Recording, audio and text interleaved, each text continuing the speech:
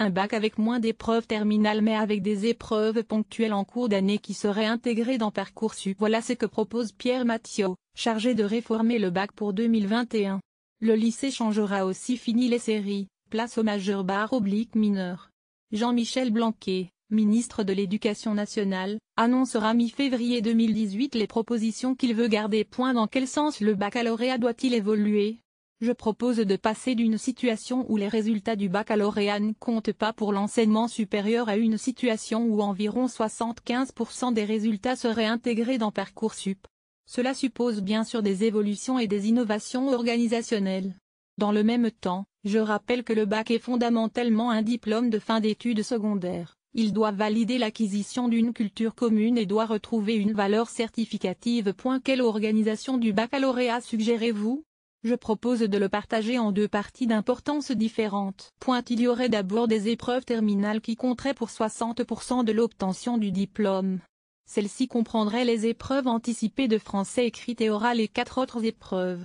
Sur les 40% restants, il y a une hésitation et une réelle difficulté à trancher, notamment sur le contrôle continu et l'équité de la correction. Je propose alors 3 scénarios différents. Le premier consiste en des épreuves ponctuelles, sorte de bac blanc officialisé, en première et en terminale, sur la base d'une banque nationale de sujets et de l'anonymisation des copies. Le problème, ici, est qu'il ne faut pas que leur tenue perturbe l'organisation du lycée, sans quoi nous perdrions à ces moments-là ce que nous gagnons en fin de terminale. Le deuxième se répartirait ainsi 30% d'épreuves ponctuelles et 10% basées sur les bulletins de notes de première et de terminale. Le dernier fait en sorte que les 40% restants prennent uniquement en compte les bulletins de notes. Cela aurait de grands avantages en termes d'assouplissement de l'organisation du lycée où l'on pourrait penser, par exemple, que l'on utiliserait alors le temps regagné en accompagnant les élèves dans leur orientation. En revanche, le point de tension serait celui de l'anonymat des copies. Quel scénario préférez-vous? À ce stade de ma réflexion, le deuxième. Il serait en effet intéressant de prévoir une forme de reconnaissance du travail en classe des élèves tout au long du lycée. En outre, ce schéma repose sur l'idée que les élèves peuvent faire confiance à leurs professeurs sur leur notation. Par ailleurs, il serait possible d'organiser des conseils de classe en toute fin d'année de terminale, ce qui serait un moyen de préserver l'assiduité des élèves jusqu'à la fin du cursus. Justement, il y a là un débat majeur: comment une prise en compte accrue du contrôle continu pourrait-elle ne pas ajouter une inégalité supplémentaire à celle déjà existante?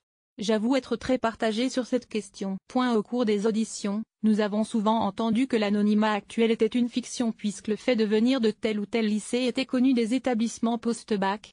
Actuellement, 45% environ des élèves sont admis dans l'enseignement supérieur à partir des bulletins et des appréciations de leurs professeurs sans aucun anonymat. Mais j'entends évidemment les craintes concernant ce sujet du contrôle continu. Il représente d'ailleurs la principale hésitation du rapport. C'est pour cela que ma préférence va à ce deuxième scénario qui permettrait de juger à la fois sur des épreuves ponctuelles et sur une dose de contrôle continu. Au sujet des épreuves terminales, s'agit-il bien de 2 majeures, d'une épreuve de philosophie et d'un grand oral? Je propose en effet 2 épreuves d'approfondissement de la majeure, au retour des vacances de printemps, afin qu'elles puissent être prises en compte dans Parcoursup, et 2 autres à la fin du mois de juin. L'oral serait une épreuve de 30 minutes, passée devant un jury de 3 personnes dont une qui n'enseignerait pas au lycée. Le candidat présenterait seul un travail préparé en amont, adossé à une ou plusieurs disciplines, et ce, éventuellement depuis la première. J'étais au départ favorable à une préparation collective, mais passée individuellement, et interdisciplinaire.